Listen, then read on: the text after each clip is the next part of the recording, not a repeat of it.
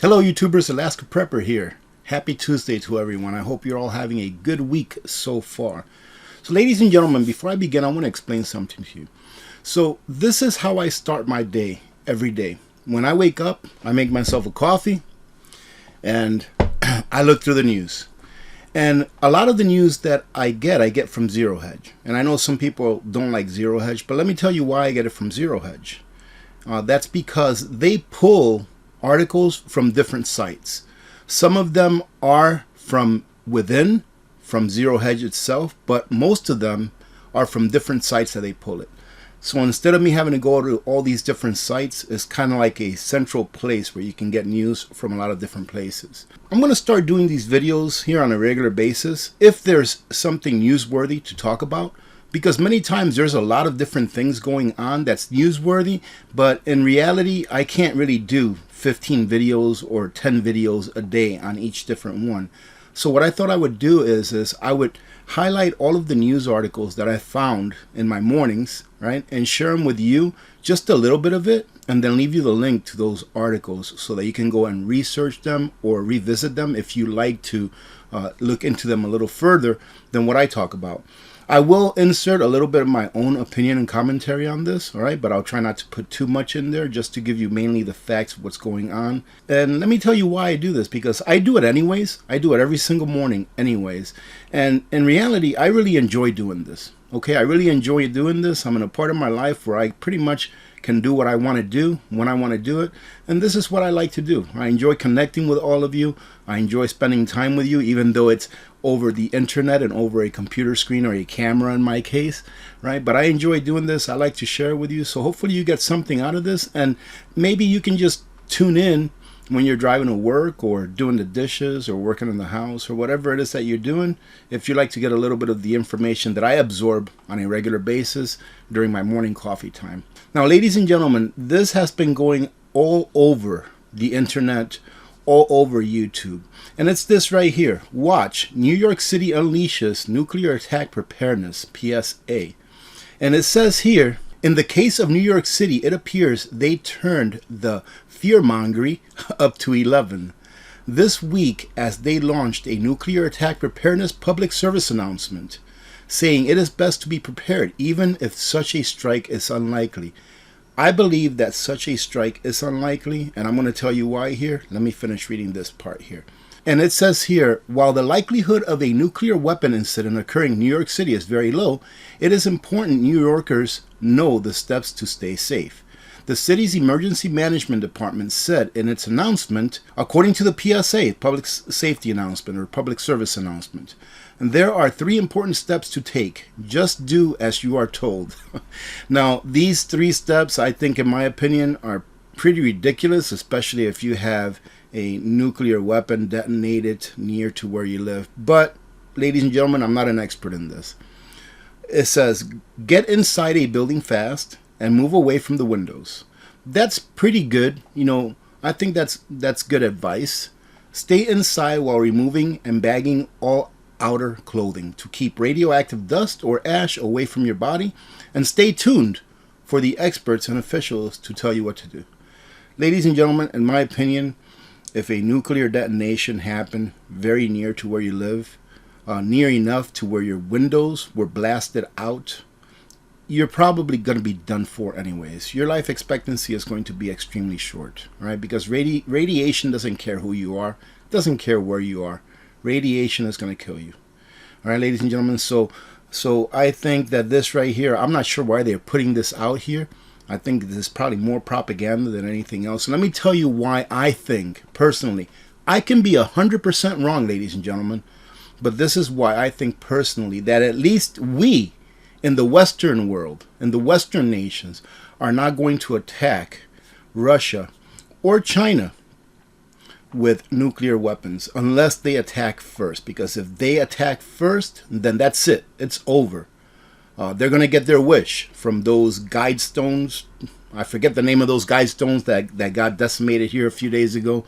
But it'll come to that, where the population will be dramatically reduced if it comes to a full-blown nuclear war around the world. Okay? And the reason is this, is as far as the Western nations go, have you ever heard the phrase, don't dirty the well, or don't poison the well water?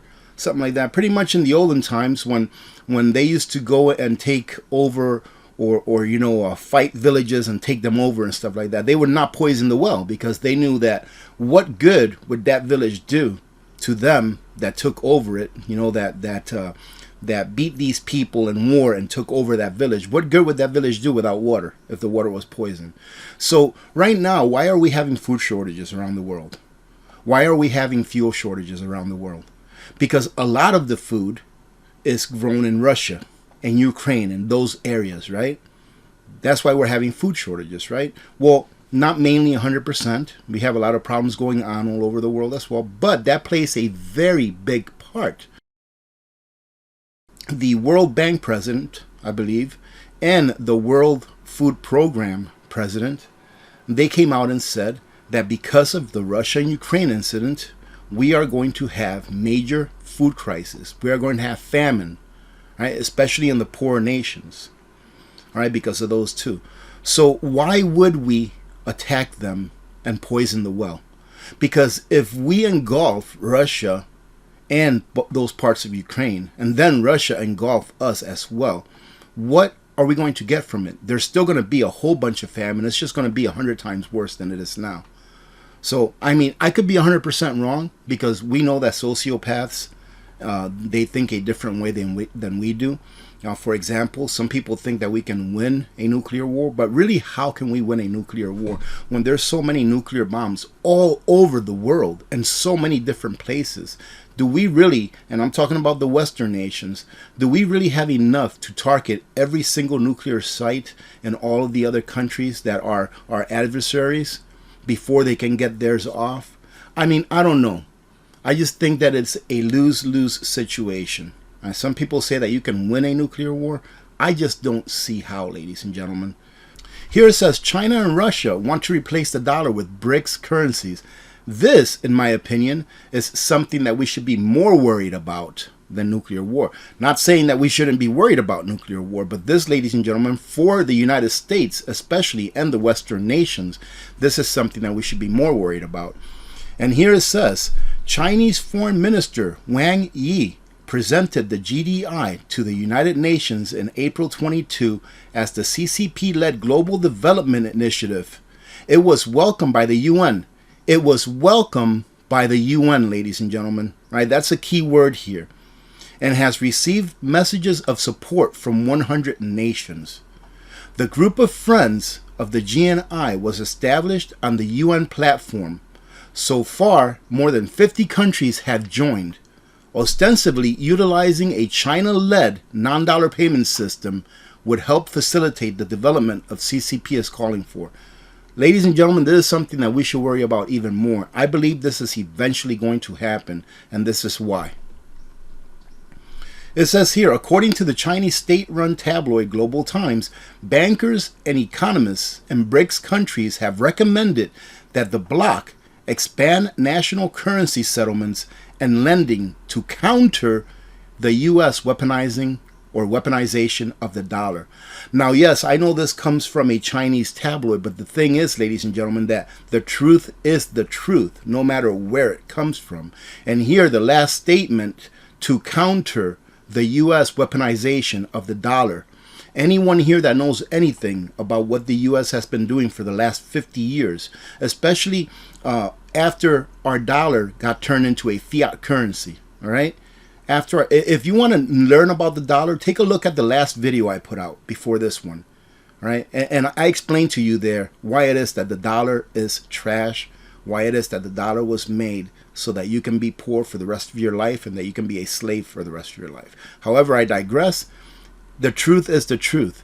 The U.S. has weaponized the dollar and the system by which the dollar is traded around the world. And now countries are getting tired of it. And here it says that there's 100 countries in support and 50 that have already joined in. So as we are destroying the system by which we interact with other countries monetarily and financially, they have built a new system and they have other countries coming on board. Europe on high alert. July shutdown of Nord Stream pipeline has the EU worried, and they should be worried, ladies and gentlemen. All of these sanctions that they've put on Russia, as far as energy and trading and things like that, they have very drastically backfired. Not only on Europe, but pretty much all of the Western nations that are involved with the sanctions. It says here, anyone with moderate industry knowledge in oil and gas could have seen this coming. A lot of us saw this coming. Europe is now on high alert as the Nord Stream 1 pipeline to Germany has lost 60% of its natural gas transfers as Russia pressures Canada for the return of a massive turbine being held in Canada for returns or for repairs. Now, Russia had a turbine that needed to be repaired. They sent it to Canada, and because of the sanctions, Canada would not send it back, even though they need it in order to keep pumping gas to Germany, pretty much. Canada has lifted its sanctions in response and allowed the shipment of the turbine back to Russia, which in my opinion, ladies and gentlemen, it is very hypocritical. That these people, and when I say these people, I mean governments, they're putting all of these sanctions on other countries, right? And then threatening other countries that interact with Russia that they will sanction them as well. But then when it benefits them or their friends, they break the sanctions. It's just like this health crisis that we had, right? All of these mandates that we had the last couple of years, all of our leaders saying, hey, you have to do this, but then they get caught doing the exact same thing that they told people they couldn't do. Same thing here. It's very hypocritical, and it makes those leaders and those nations look very stupid, in my opinion. Canada has lifted the sanctions in response and allowed the shipment of the turbine back to Russia, showing that the Kremlin does indeed have economic leverage over NATO countries. Even more concerning is that the pipeline will be undergoing an extended shutdown due to maintenance until the 21st of this month, July. Some officials in Europe believe this shutdown may be a precursor or a beta test to a total block of Russian gas to the EU, and they are probably right. Now what is the EU going to do? I think they depend on like 40% or 50% of their gas from Russia. Now their economy, ladies and gentlemen, I think is going to pretty much shut down. And what is going to enable their leaders, their government to do is decide which industries stay open and which ones close. And what do you think that's going to be? Which industries do you think are going to stay open?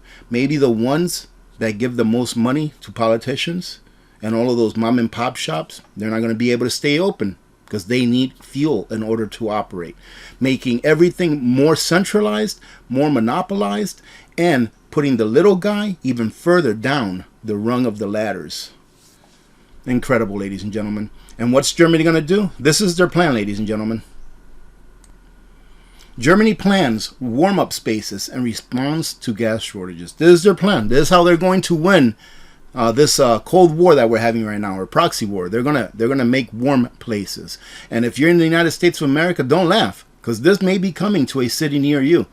Even though we have all of the resources that we need here in the United States, obviously our leaders feel that it is more valuable for us to send our resources offshore than to keep them here to use for our own people. Here it says, cities across Germany are planning to use sports arenas and exhibition halls as warm-up spaces this winter to help freezing citizens who are unable to afford skyrocketing energy costs. In the United States, what can you do about this? Because our energy costs are going up and they're going to continue to go up. Well, ladies and gentlemen, what you can do is you can offset your energy cost this winter, even if you have piped natural gas coming in. Because let's say, for example, that you have a natural gas furnace in your home. You can't go out and get a cylinder of natural gas like you can get a cylinder of propane. At least I don't think you can. So one of the things that you can do now is to prepare now with all of those things that you need and that you use. Let's just use food.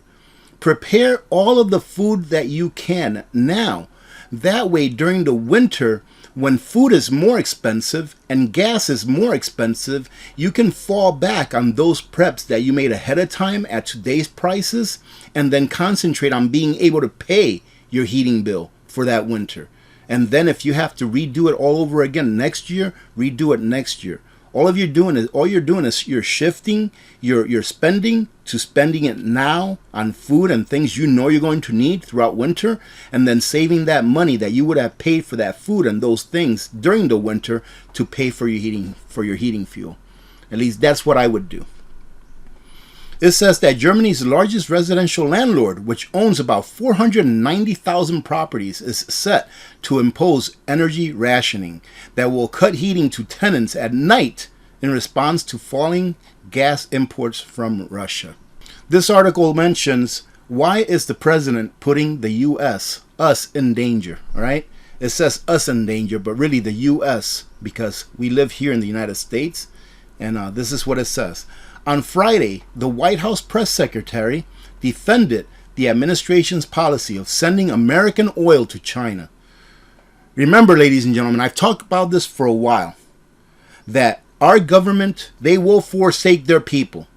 They will forsake their people and export your food and your natural resources out of the country when you need it the most. But AP, it's not the government, it's the corporations that are making all of these big profits. Ladies and gentlemen, it is because of government regulations that the corporations can get away with it. All right, that is why they do it. The corporations have a responsibility to their shareholders to sell the product that they're selling, either a product or a service, at the best price that they can get for it, because their shareholders are the ones that they work for. But when the government allows them to do it, they're going to do it. If the government said no, look at India. India said, we're not exporting any more grain. We're not exporting any more wheat. Why? Because our people need the wheat. They need to eat. Our people need it. So they said no. Yes, I understand that that's coming from government. However, that is something that is helping all of the people, not just some of the people. All right, ladies and gentlemen, that is something that is helping all of the people, especially when it's our resource. The resources that come out of the ground in the United States, that belongs to the American people. And it should be used here first. And whatever we have left over, then we can export out. My opinion, 100%. So they say that when it comes to the oil, it is something that oil companies decide. Yes, indeed it is. And that the Department of Energy cannot dictate what oil companies do with the oil they purchase or where they ship it or sell it to. Again, I say that governments are there for the people, and if keeping our resources here within our borders is for the people, then that's what we should do. But then again, ladies and gentlemen, you all know how I feel about government and politicians. These corporations have already bought our government and politicians out. And pretty much the people that run our government are corporations and banks, in my opinion, of course. People are now resorting to microloans to afford groceries and gas. Here it says, 2 months ago, the president, off of a teleprompter, said, I've built a strong economy with a strong job market. That's fine. And then 2 months later, cash-strapped Americans are using microloans to afford gas and groceries. Ladies and gentlemen, these are signs of a third world nation. We are falling into third world nation status. And when the dollar falls, we will be a third world nation. Right now, we're probably not even a first world nation right now. Think about it. Right now, we're probably not even a first world nation anymore. We're probably like a second world nation. And when our dollar does fall, we will be a third world nation. Why? Because we have no manufacturing. Because if our dollar does fall, what is going to hold up the dollar? What confidence? If it's fallen, there's no more confidence, right? Confidence in the United States government to pay off its debts or whatever. What confidence will there be in the US dollar when it falls? And then how much would it be worth to people outside, or to countries and people outside of our borders? And I forgot to tell you something. I'm going to try to end off these videos. I'm not sure if I'll do them every day, but I'll try to end off these videos with something positive, okay? With something that's a little bit positive, because it's not all about bad stuff. If good things happen, we have to acknowledge those things. Let's go ahead and move over to the ag world. And here from Brownfield, their agricultural site, it says National Drought Monitor shows drought is intensifying in the United States. We've been talking about this for a long time, ladies and gentlemen. For those of you that don't know, we are experiencing what is a drought or a mega drought that is just as bad, if not worse, than the worst one 1,200 years back. So we are experiencing a 1,200 year mega drought, which is just a cycle, ladies and gentlemen. This is going to continue, I would say, probably for at least the next 10 years or so. So it's not going to get any better. That is why you must prepare as best as you can. Here it says that in Nebraska, crop conditions improve, which is very good. The USDA says that the state's corn condition rating increased 1% point to 63%, good to excellent. 8% of the crop was silking, behind 17% of last year. There you go. That's some good news, ladies and gentlemen. That's awesome. I would want nothing more than for all of our crops to do really good. Unfortunately, what I think will happen, ladies and gentlemen, is that if all of our crops do really good, guess what? We're not going to hold that over for ourselves. We're going to go ahead and ship that out to other nations. And that's a fact. You can hold me on that one. Wisconsin crops doing well despite scattered rain. That is awesome. 64% of U.S. corn and 62% of soybeans are rated good to excellent. Now, the only question that I would have on this is how much has been harvested, though, or is going to be harvested. How much of it will be harvested? Because 64% of 1 million tons is 64% of 1 million tons. But 64% of 100 million tons is 64% of 100 million tons, a lot more, right? So how much of a harvest are we actually getting? It's great that we're getting good quality corn, right? Because it's rated good to excellent, good quality, but how much of it are we getting? And to finish it off, ladies and gentlemen, this is great news. Winter wheat harvest in Kansas hits 95%. That is outstanding news. It says here that the USDA says 95% of the crop has been harvested, ahead of 82% last year and 86% for the 5-year average. Corn condition is rated at 56%, good to excellent, with 34% soaking. Soybeans are seen at 62% good to excellent, with 16% of the crop blooming. Now, ladies and gentlemen, this is great news. Because Kansas, I do believe Kansas is the largest wheat producing state in the nation. Great news. However, it brings me back to something I've said a few times on different videos, and it's this. I believe that the USDA is going to prop up numbers. That way, the farmers will get fleeced. And then, in the end, right around the fall, right around the fall or midwinter, whenever they do their final counts, the numbers will come down and everything will go up in price even higher. Not only due to inflation, but because they are, fudging the numbers around. It's what I think that they are going to do and are doing, but let's hope that I'm wrong. I will be very happy to be wrong in saying that because they've done it in the past. Having said that, ladies and gentlemen, I hope that you enjoyed this. Thank you very much for joining in. I hope you have a great Tuesday. Rainy day outside today, so I do have a payday prep video to put out for you. I have a cooking video to put out for you, and I have another video to put out for you. Probably it's going to be called Bits and Pieces or something like that, right? And for those of you that don't know what Bits and Pieces are, since we have new community members join our channel all the time, I like to show some people some of the little things that I do here and there that I never put on video. So every once in a while, I'll do a bits and pieces video, maybe every 6 months to a year or something like that. I'll do a bits and pieces video. That way you can see little different parts of the things that I do on an everyday basis. Why? Because we're friends, ladies and gentlemen. That's what I consider you. I consider you all my friends and my family, and I really enjoy putting out the videos and sharing little bits and pieces of my life with you all. So I hope that you have a great rest of your week. We will talk to you later on today. And remember that on Friday, for those of you that don't know, that may be new here, we have a live stream every Friday at 2 p.m. Alaska time, 6 p.m. Eastern time, and on Sunday at 9 a.m. Alaska time, 1 p.m. Eastern time. Till then, have a great day. Remember to be good to each other. When good people do good things happen. Remember to reach one, teach one, and repeat. If we all did this, the world would be a better place, and you know that it will be a better place. Many blessings to all of you and your families. I'm Alaska Prepper. I'm out.